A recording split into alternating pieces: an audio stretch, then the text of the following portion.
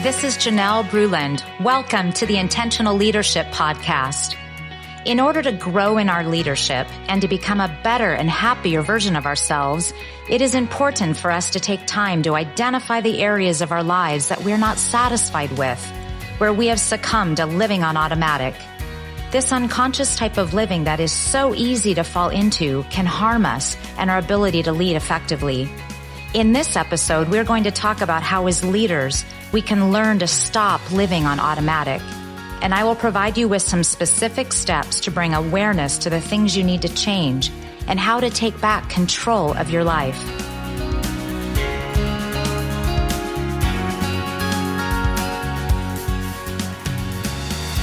The 3 key points we will cover today. Number 1, I'm going to explain what living on automatic is and how it happens to us. 2, how to move from living on automatic to intentional living. And 3, I want you to be able to learn one thing you can do right now to improve your life for the better. I've been an entrepreneur and business leader for many years. And in working with CEOs and top leaders of organizations, one of the biggest struggles I see is somewhere along the way, people lose their sense of direction and begin to drift. Let me share a story that illustrates this. My husband, Graham, and I live in the beautiful Pacific Northwest, and we enjoy getting out on the kayak on the ocean where we live. If you're familiar with being on the ocean, you know that it's important to be careful, that you need to watch the tides. There's nothing more beautiful than being out on a kayak on a warm summer evening and watching the sunset. We have a competition around here on Facebook to see who has the most beautiful sunset photos. On most days, you can watch the sun go down all the way until it hits the water and appears to disappear under the waves, sending colorful pink and purple tones across the sky. Well, now that I've enticed you, let me tell you what happened to us one day. We decided on one of those perfect-looking evenings that we should go out after dinner for a little sunset cruise. So my husband and I went down to the beach and we got our life jackets on. We pulled out the kayak and off we set. And as we were out there on the ocean and getting mesmerized by the views around us, we stopped paying attention. And that ocean, I was talking about where we need to be careful. Well, we weren't paying attention. And before we knew it, we began to drift. We began to get caught up in the tides and get pulled out to sea. I remember looking up after a while and seeing that all of a sudden we were way further offshore than I thought we were. We were drifting out into a thoroughfare that was near us.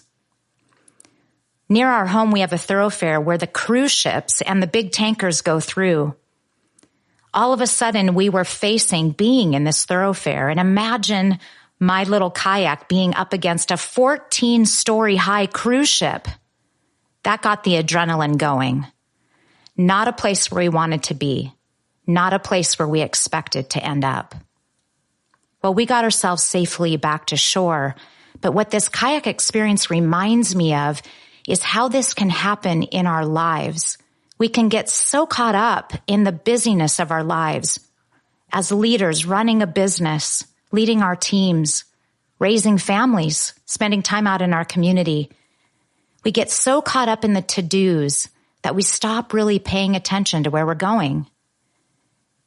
And it may happen pretty quickly, but often more gradually.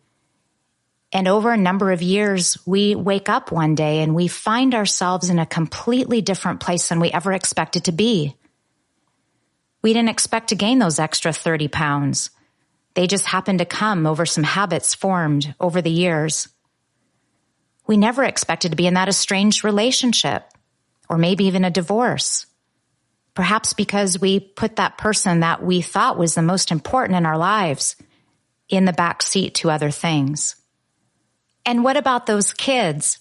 For those of you who are parents listening, when those kids were going to come along, we were so excited about spending time with them, about not missing any precious moments.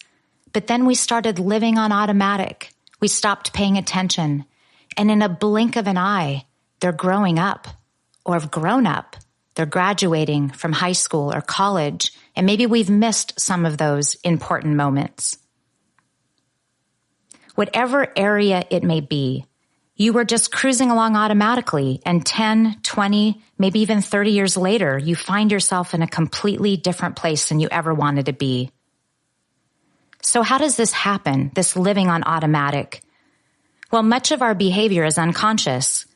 Sigmund Freud, the Austrian neurologist and founder of psychoanalysis in the early 1900s, thoroughly explored the human mind and was one of the first scholars to talk about the power of the conscious and unconscious. According to Freud's model, the unconscious mind is the primary guiding influence over daily life and leads to the most common of our human behaviors. It's far more powerful than the conscious mind, which consists of all the things of which we are aware. Living on automatic is the result of this unconscious behavior, which will eventually lead to the habits or routines that control much of what we do. Whenever we do something over and over again, eventually it will be something that we do with ease, without giving it much thought. Think about your drive home from work every day. As creatures of habit, we will likely take the very same route home day after day without giving it any thought. I remember when my family and I moved to a different home in our community, and I had to really think about where I was going in order to not end up at my old address. One day after work, after an especially full and busy day, my head was just full of all of the things that had gone on. And I was thinking about how the day had went and my to-do list and what I needed to do tomorrow. And then I pulled into my driveway, and there were people standing in front of my garage. And I thought, what are these people doing here at my house? Then I remembered, I don't live here anymore. This happens, these automatic behaviors, and they can result in habits which can either be good habits or more often bad habits that lead us over time to the places we don't want to go and the life we don't want to lead. This unconscious living can lead to even the smallest misstep, which can lead to a big change in direction over time. As another example, let's look at flying an airplane, where precision is an absolute must. Here's some interesting stats about flying just 1 degree off course. For every degree you fly off course, you will miss your target by 92 feet for every mile that you fly. For every 60 miles you fly, you will miss your target by 1 mile. When flying from JFK to LAX, it will put you nearly 50 miles away from your destination.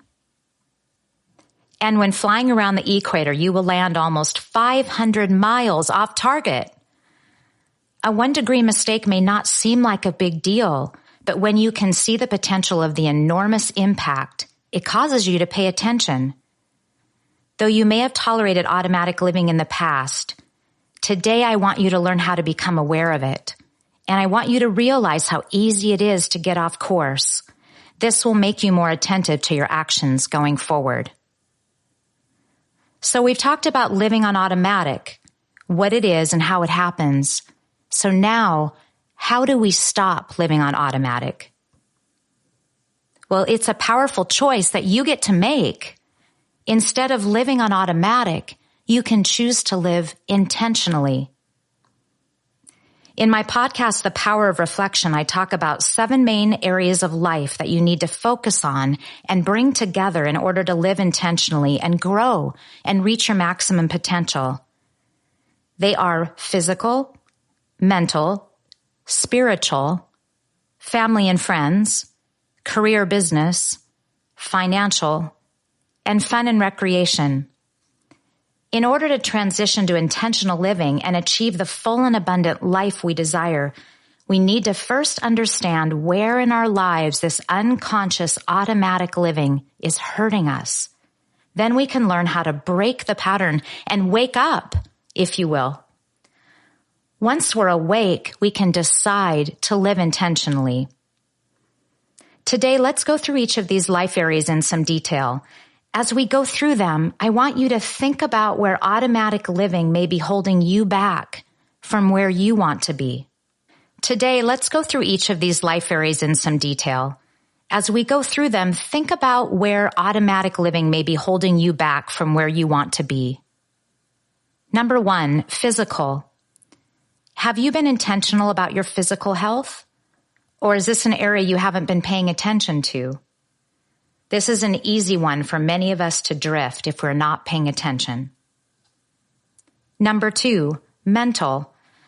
This area of your life focuses on the state of your mind as well as your personal growth. The good news is because you are listening to this podcast, you are already committed to your growth.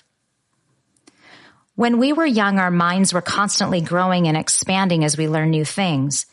As adults, we need to be intentional about continuing to learn and grow and expanding our capabilities. What are you doing to learn and grow? Number 3, spiritual. This area of your life is your why. As you look on your life and your leadership, is your life and your work congruent with your values? Number 4, family and friends. The relationships in our lives are so important to experience full and abundant living. This is also an area in which it is easy to coast on automatic and not realize the significance of our relationships and how and what they have on the trajectory of our lives. Let me ask you, are you spending time with people that lift you up, encourage you, and challenge you? How's your relationship with your family members, your spouse, your friends? Is it what you want it to be? Number 5, career, business. As you think about this life area, are you in the place you want to be with your career? Or is this an area where you've drifted? Or has your career become all-consuming where it's caused you to get off track in other life areas? For me, I need to guard this area of my life really carefully. I love to work, and so I can get very caught up in it and sometimes neglect other important areas.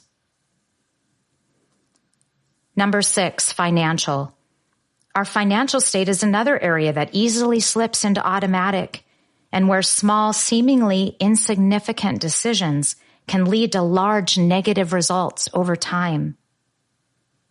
As you evaluate this area, ask yourself if you're comfortable with your current financial situation and your plan for the future.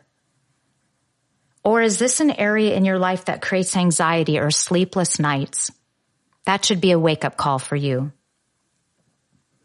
And finally, number 7, fun and recreation. For many, taking the time for personal fun and recreation is last on the list and often gets eliminated altogether due to so many demands in the other life areas. Many of the executives I work with tell me that they are working long and hard on their career goals, and they can't remember the last time they've taken a vacation and really unplugged. As leaders, it is important to be intentional about this life area. When automatic living keeps us from taking the time to rest and recharge, it not only takes away the ability for us to perform at our best, but it also takes away from our team's performance. What kind of example are you setting for your team if you're working 24/7 and never taking any time off? They will think they need to follow your example, which is not a healthy one. When we do this, we're contributing to the overwhelm of our team. I urge you to look carefully at this important area. You can move from living on automatic to intentional living by evaluating where the automatic and conscious living may be hurting you, and then you get to make the choice for change. So as we went through all of these important life areas, did a couple of them resonate with you? Did you have an aha moment? Did you identify 2 or 3 gaps in your life where automatic living has held you back from where you want to be? My challenge to you is to pick one of the life areas that is stuck out to you and set a specific goal for change. This is not about trying to change everything at once, but taking one step at a time to improve your life and improve your leadership. What is something you will commit to for the next 90 days to be intentional in one particular life area?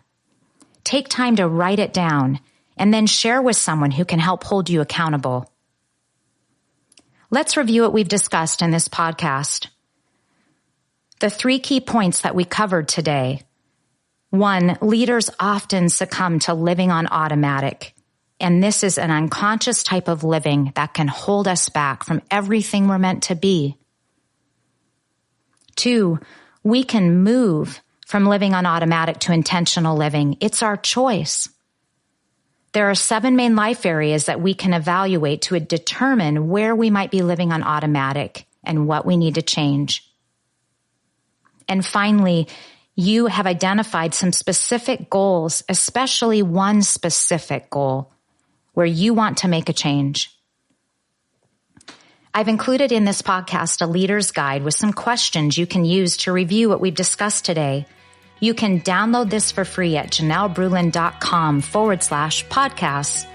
Use this exercise for your own personal reflection, or these are also great to use with your team or your family. We release a new episode each month, and some months you will get bonus episodes. If you're enjoying what you're hearing, I would appreciate you sharing this content with others. My goal is to provide you high-value content each time. If you enjoy this, it would mean a lot to me if you would share on social media. Write a review or rate it. This increases the exposure, which is helpful to get the word out to others who want to grow in their leadership. Thank you for taking the time to listen today. If you have any questions, please email me at janelle@legacy-leader.com. Remember, when you grow as a leader, your team will grow and your company will grow. You can transform your leadership, crush your goals, and love your life.